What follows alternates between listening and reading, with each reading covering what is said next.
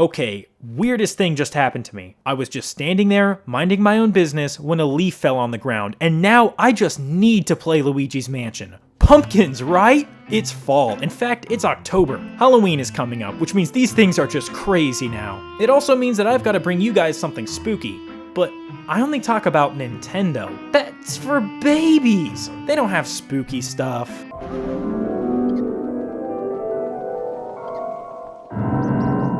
Play that anymore. Nintendo's mainstay Halloween experience, Luigi's Mansion. A series of fun little action-adventure puzzle mansion games featuring Mario's brother Luigi. You run around a spooky mansion solving puzzles and fighting ghosts in order to free your brother Mario. Although they sometimes stretch the definition of mansion. The antagonist, King Boo, is, well, that. And nothing else really. Don't expect a super in-depth story, it's just a silly little Nintendo game. But you absolutely can expect some superb atmosphere. It ranges from game to game, but overall this franchise does an excellent job making you feel like you're exploring a haunted mansion. The eerie yet catchy old-timey tunes, the top-notch visuals, and the intricate layout of each and every room. It's so fun just to shake things around and see what falls out. But you can do more than just rattle dusty old furniture.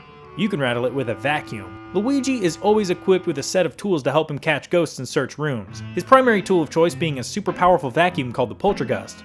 This and all of Luigi's other gadgets were created by Professor Egad. The only thing that this guy's been doing for longer than inventing gadgets is skipping neck day. Yeesh. Egad serves as kind of a mentor, guiding you from objective to objective. These games are simple fun. They are all great experiences in their own way. Today, I want to go into what makes each game great and where they fell short. I'd like to come out of this with a definitive best Luigi's Mansion game. By definitive, I mean my stupid analysis of which game is best. These games all differ so much from each other, so we'll just start at the beginning. Luigi's Mansion released in 2001 as a launch title for the GameCube. This was Nintendo's first game to feature Luigi as the main character, and it set the trend of him being a scaredy cat. Despite this game's age, it looks alright today, and the gameplay is still totally enjoyable. The plot is pretty simple. Luigi gets tricked by ghosts into thinking that he won a mansion, but the mansion is just a trap. Apparently Mario was just as gullible, and now he's been turned into a painting by King Boo. So, you team up with Egad to clear out the mansion and defeat King Boo. Egad's idea of teaming up is to sit back and tinker with gadgets while Luigi does absolutely everything. You can't spell teamwork without, "Too bad, Luigi, that's just not my problem." Egad is overall pretty hands-off. He lets you figure out most of what you're supposed to do. He's pretty much like, "Hey, beat the game." And it's like, yeah, okay. This mansion is like a curiosity playground, guiding your imagination around from one spooky room to the next. All set to a soundtrack that even Luigi can't help but hum along to. The sudden scare of a ghost hopping out of an ancient desk initiates an intense moment of vacuum combat before returning instantly to a still and quiet room, now armed with a new key to unseal another one of this mansion's mysterious spaces. This is a short game, but that just makes it even more special. But without Egad telling you where you should be, it's easy to lose your sense of purpose. If you take a long break from this game, you might just have to start over, because you aren't always going to get a briefing of what to do next. And while the standard ghosts are pretty fun to catch, their designs are honestly kind of forgettable. I'm still not sure if they have names or even what they all do, but those guys are just filler. The real ghosts are the portrait ghosts. These are ghosts of those who have previously inhabited this mansion, or at least they're supposed to be. This mansion and its history were created by the ghosts only days before you entered, but the characters of the portrait ghosts feel totally real. You can scan these ghosts and they'll give you a hint on how to defeat them. These aren't usually too tough to figure out, although they can be a little janky at times. And oh yeah, the scanning thing, how could I forget to mention the Game Boy Horror? This little device is Egad's take on the Game Boy Color. It allows you to go into first person and scan objects around the mansion. It's really cool to read what Luigi has to say about all these objects. It got me thinking about how much the developers cared about making this mansion fun to explore. I honestly use this in almost every room just to see different angles, which are sometimes hiding things like mirrors. If you scan a mirror, it returns you back to the lobby where you can save or leave the mansion. Overall, this is a simple game, and that's what it does really well. It's Luigi's Mansion. No gimmicks, no twists, and it's a pretty darn fine Luigi's Mansion at that. Luigi's Mansion fell silent for 12 years before getting a sequel on the 3DS called Luigi's Mansion Dark Moon. That's what it was called in North America at least. They left out the cool subtitle everywhere else, just calling it Luigi's Mansion 2. Losers. In this game, Egad calls upon Luigi to help him out with a problem in the Evershade Valley. The ghosts that were once helping him out in the lab are now making mischief, because the Dark Moon that kept them friendly has been broken. Now it's your job to get all of the pieces of the Dark Moon to restore the Evershade Valley. Also, you've got to save Mario. This is the Luigi's Mansion game that I grew up on, and of course it's my favorite. I'll try not to let that impact my judgment though. Okay, this game is so good. It's got an even better soundtrack than the original, the puzzles are better, the combat is just nice, the bosses are tremendous creative challenges, the enemies are recognizable and distinct, and the game constantly keeps plenty of momentum and purpose. Well, this game can be a little polarizing. One of the main reasons is the shift from a free roam format to a mission-based structure. This sounds lame, and it certainly has its downsides, but it means that you always know what your objective is. EGAD feels much more involved in this game, which is nice, except for the fact that bro is constantly calling you on the dual screen.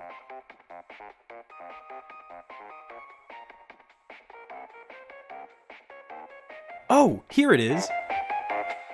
Another nice thing is that if you take a break, you can get right back in. Plus there's an objective list now too. Heck, you could even replay the missions leading up to the one you left off on if you feel like it. You can also refight bosses as many times as you want, and they do give you a few reasons to play back through some of the old missions. Oh, and yeah, there are multiple mansions now. These 5 mansions offer a good amount of variety, and it's a good reason to want to progress. Each one has its own themes and gimmicks, and they usually end pretty spectacularly. Dark Moon has some of the coolest and most memorable boss fights, like the stairs. Tell me another game that you fight stairs in. The bosses aren't just neat, they're friggin' tough. I'll try not to spoil the later ones for you, but even the first boss is not easy. Oh, and there's a multiplayer mode that lets you team up with a friend or 3 and scale a haunted tower called the Scarescraper. Like I said earlier, the combat in this game is seriously fun. Instead of simply turning and looking at ghosts to stun them, you charge up a big flashbang, which can hit a huge group of ghosts at once. Or you can just do a smaller flash to quickly stun a single ghost. And you don't just suck these ghosts up. You've got this charge bar that fills up as you get dragged around, which can be used to take huge chunks out of the ghost's health. You can also jump to avoid ghosts and projectiles and stuff, which I didn't know in my first playthrough. Jumping gets rid of your charge that you've built up though, so you've got to be strategic about it. You just can't beat the feeling of full charge flashing at just the right spot in the room, stunning all the ghosts at once and then filling the bar to max and decimating them. Luigi seriously feels like the Doomslayer in this game. You could say that Luigi shouldn't feel powerful, that he should feel helpless and weak in a mansion full of things much stronger and scarier than himself. But come on, this is just so fun. And if you think the combat is all easy peasy, there's this mission in the final mansion called Paranormal Chaos, which is like trying to juggle while being shot at. The new flashlight upgrade is called the Strobe Bulb, and it's not just for stunning ghosts, it'll help you out with a few puzzles as well. This is a nice little nuance to throw into the mix of puzzle mechanics. Plus, you can use the flashlight to turn spiders into money, which is definitely how I'll be taking care of them from now on. The charge bar that I mentioned earlier upgrades as you get gold. The first game just used gold as a high score thing, it didn't really have a purpose. Now though, the quicker you find gold, the quicker you'll be able to upgrade the Poltergust. This adds a nice controllable layer to the progression. Oh, and have I mentioned how good this game looks for a 3DS game? I mean, yeah, this footage is super low resolution, but on the little 3DS screen, it looks beautiful. I would love to be showing 1080p footage through an emulator, but this is what it looks like emulated. Oh, here I It's basically unplayable and unwatchable, which means that your only way to play this game right now is to have a 3DS, which is one of the game's downsides. And while the multiple mansions thing is nice, it does mean that each one has less atmosphere than the original mansion. This game gets a lot more gimmicky than the first, but almost none of the gimmicks are annoying, they all feel like they have their place. I could go into so much detail about why I love this game, but there's just way too much to talk about, so we'll move on. The wait for a sequel took only half as long as the last, with Luigi's Mansion 3 releasing on Halloween of 2019 for the Nintendo Switch. And wow, this game looks so good. I'm not joking when I say that I have never seen a game look as good as Luigi's Mansion 3. Again, the resolution is low, but on the Switch's screen, it looks so good. A game that is usually played in 720p and doesn't have crazy high polygon counts or texture resolutions. It's kind of a handheld game after all, but Nintendo exceeds so greatly in so many areas that the hardware doesn't need to be super powerful for this game to be visually stunning. The moody lighting, the personality-filled animations with perfect transitions constantly reacting to the environment, the physics of objects and cloth and pretty much everything. They come together with the top-notch sound design to make Luigi's Mansion 3 the most tactile, sensory-stimulating game that I have ever experienced. Clearing a room with the Poltergust is indescribably fun just because of how you affect the room and the way it all looks. The graphics aren't just to make this game pretty, they're there to be fun. Luigi's Mansion 3 blends graphics and gameplay in a way that I've never seen before. But is this game fun? Yeah. Now, why do I say yeah? Because it's new, and anything new just isn't good. I like old stuff, like rocking horses and dysentery. Well, actually, because this is a very fun game, but I personally think it's just missing something. First off, it's called Luigi's Mansion 3. That's a hotel. So Luigi's Mansion 3 takes place in a hotel, which Mario and the gang have been tricked into staying at. And of course, everyone except Luigi gets caught by ghosts, and it's up to him to save the day. But this time, it isn't King Boo. it's this other ghost. No, it's King Boo. Eventually you get your poltergeist out of this car, which is a cool little callback to Dark Moon. You also get the Dark Light and use it to free your buddy Egad. He's funny in this game. He follows you back to his base, and on the way you can do all kinds of things to mess with him, including blasting him with your new blasting jump ability. Or you can blast him with lethal doses of radiation. Eventually though, you've got to bring him to the elevator.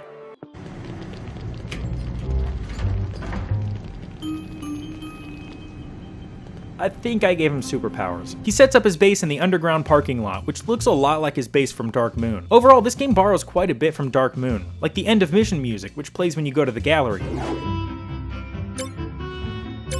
The gallery is pretty cool, although it doesn't really offer much, other than some models which I don't think you can inspect, and a pretty cool soundtrack. Here in the lab, Egad gives you this game's modified Nintendo tech, the Virtual Boo. Egad tells you, it's a state-of-the-art virtual reality device, fitted with a fancy red screen. Really cutting-edge stuff. And red is all the rage, you know. Just wait till I finish the marketing materials on this. It'll fly off the shelves.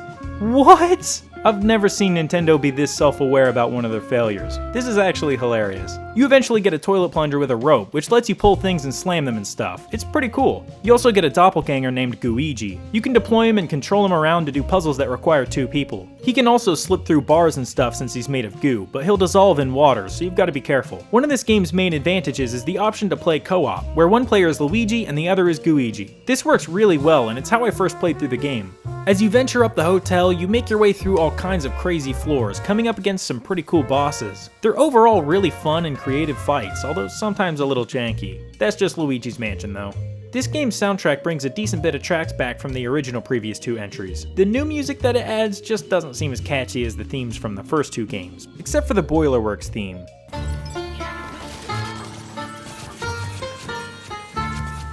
Now that I think about it, this game's soundtrack is pretty good. It seems to me like this game's soundtrack is there to set the mood and build ambience, not hum along to. But maybe that's just me. I would say that this game has more atmosphere than Dark Moon, but still not quite as much as the original GameCube game, despite the great visuals and sound design. I could just be saying that because it's not a spooky mansion though. The combat also got a bit of an overhaul. Instead of the charge bar from Dark Moon, you fill up a circle that lets you start slamming the ghosts around.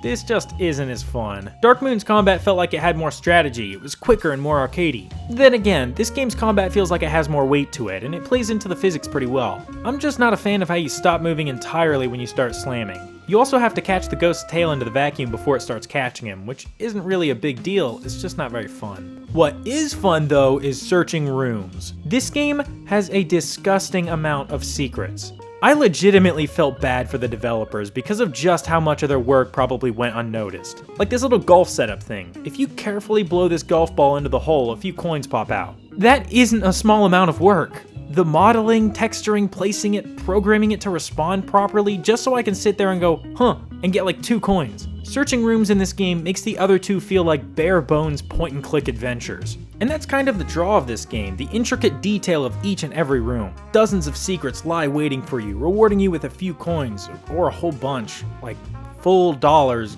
gold bars just everywhere. Okay, here's the thing. I like the amount of secrets, but there's kind of way too much money. I think most of my playtime with this game is just sitting there sucking up dollars, and then they disappear super fast, and they like get stuck behind the bed and stuff, and it's just, ugh. I don't really feel like I'm clearing ghosts from a haunted building or anything, I just feel like I'm renovating it. And what is it all for? 3 things to buy. At the end of the game, you do get a rank based on how much you collected, like the first game, so all that money gets you 3 things and a letter. Luigi's Mansion 3 is a superb game that anybody will enjoy, but it is my least favorite of the 3 games. That doesn't matter though, which game is actually the best? Well, after analyzing these games for a few days, I've given them rankings in categories that I think are important for a good Luigi's Mansion game. Before you freak out, this is just my analysis, which is ultimately based on my opinion and experience with the games. Let's see how they all did. First off is puzzles. I've always seen Luigi's Mansion as primarily being a puzzle game, so this is a pretty important category. Puzzle games like Luigi's Mansion need to give the player the feeling that they found their own way through a problem. If the player feels like they took the developer's curated path, it just isn't as immersive or enjoyable. Real problems aren't made to be solved, and sometimes they just aren't solvable. Puzzles should reflect that. They shouldn't give you everything you need. You should have to get creative. Overall, Luigi's Mansion as a series has done a great job making fun and unintuitive puzzles that keep you engaged throughout. Luigi's Mansion 1 succeeds in this by allowing the player to attempt to interact with everything, including items that won't actually yield any kind of interaction. Dark Moon, however, gives the player a prompt when near select interactable objects, which takes away some freedom. Dark Moon does improve the puzzles, however, by getting rid of the elemental spirits and giving you gadgets that you can play around with anywhere. But you only have a couple of gadgets. The trick is learning what all they can do and using them in creative ways. Luigi's Mansion 3 introduces what I consider to be an overwhelming amount of gadgets and moves. It's easier to forget about one of your abilities and get stuck on a puzzle, or just miss a puzzle entirely. I think that Dark Moon has the best puzzles. The difficulty and complexity feel just right. Luigi's Mansion 3, however, is a close second, with the first game coming in last, even though it had plenty of great puzzles. Next is combat. The combat makes up a good portion of the gameplay, so it's gotta feel good if you're gonna have a good time. And luckily, it does feel really good in all three of these games, but which does it feel the best in? Dark Moon? Really? I don't really need to explain this. Luigi's Mansion 3's combat managed to feel even slower and clunkier than the first game, although it is still fun. So I would put the first game in second and the third in third, both being pretty far behind Dark Moon. Okay, so am I just going to give all of these to Dark Moon? Atmosphere, where Dark Moon scores the lowest. It's not that it doesn't have any atmosphere, it's just that Luigi's Mansion as a series has such good atmosphere that it takes a lot to stand out. Luigi's Mansion 3 did a great job of setting the mood of every floor with the music and pretty graphics, but the first game was just so dedicated to making a haunted mansion feel like a haunted mansion, with the portrait ghosts and Game Boy horror and everything. So the original has the best atmosphere, with the third game coming next and Dark Moon last. What about soundtracks? The first game had some great songs, and Dark Moon took those and added songs that are easily just as good. Who could forget that one mission where you hear that haunting piano music playing throughout the mansion?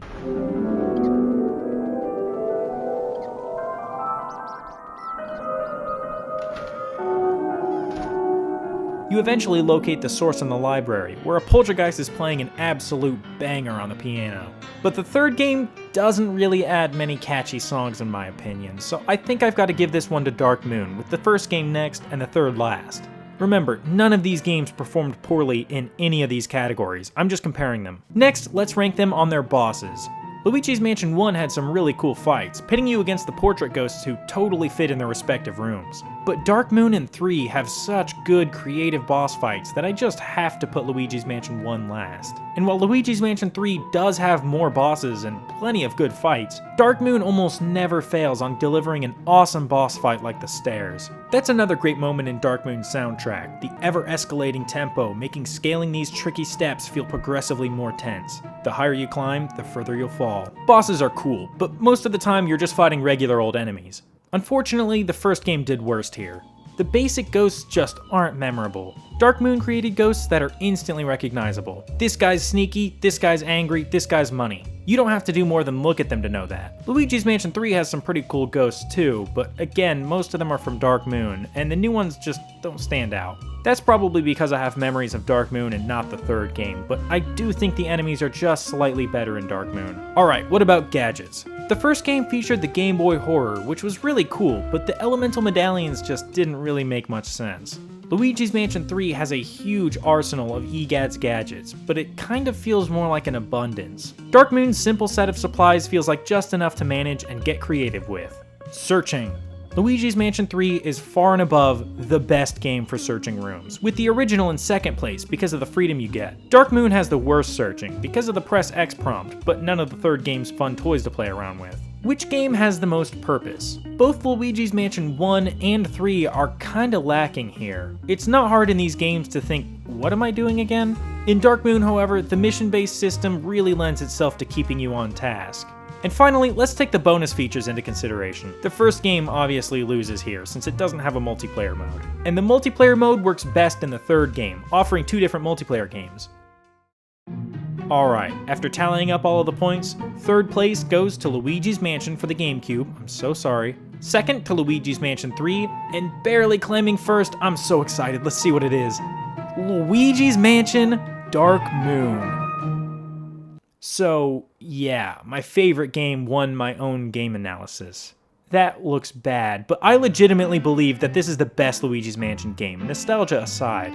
Luigi's Mansion 3 was a very close second, only scoring a few points less. and the first game was pretty far in last, just because the others improved in so many areas. But the first game is actually a close second favorite of mine, with the third game being my least favorite. I like the first game so much because the things that it does well I personally value more than what it skimps on, and ultimately I really don't mind the simplicity. Making this video, my love for Luigi's Mansion has multiplied. I have really started to appreciate just how great these games are, and I'd love to cover them in different ways in the future. I was certainly a little biased. I did grow up in the gloomy manor. I also only had a week to work on this, so it's probably got some flaws. I know this was kind of a long video, but I had a lot to say, and I really want to hear what you guys have to say. Which game is your favorite? Where do you disagree with me? Did I miss anything? Anyways, I hope it was enjoyable. Talk to you soon. Thanks.